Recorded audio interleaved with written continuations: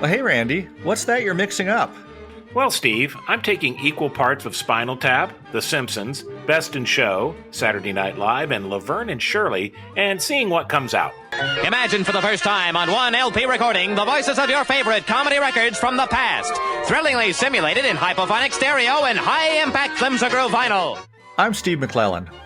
And I'm Randy Hodgins, and it sounds like the result of my chemistry experiment is the Credibility Gap, a 1970s LA-based comedy troupe whose members went on to be part of many classic comedy films and shows.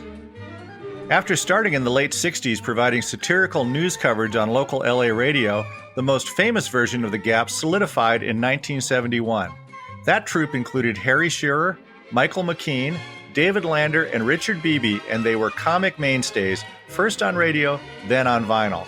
The 1974 album, A Great Gift Idea, really showcases their precisely written and sonically dense parodies. I was in the vegetable section, propositioning a prune. No, this is serious now. This is serious.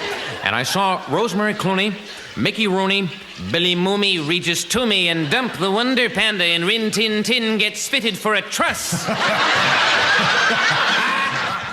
Even though the group didn't perform live, Credibility Gap members were also becoming well-known individually as writers and performers. As a result, the group became less active, though they continued providing satirical live radio commentary for the annual Tournament of Roses parade. They also issued a final album, 1977's Bronze Age of Television, and it found the troupe still fast and funny.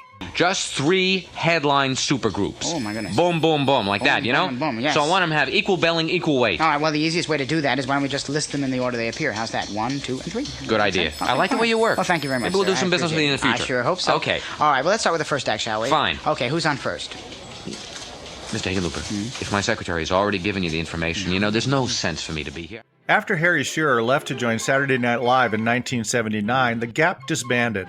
Still, the members managed to find ways to work together. Michael McKean joined Shearer in This Is Spinal Tap and Best in Show, and McKean and David Lander had a long run as Lenny and Squiggy on the sitcom Laverne and Shirley.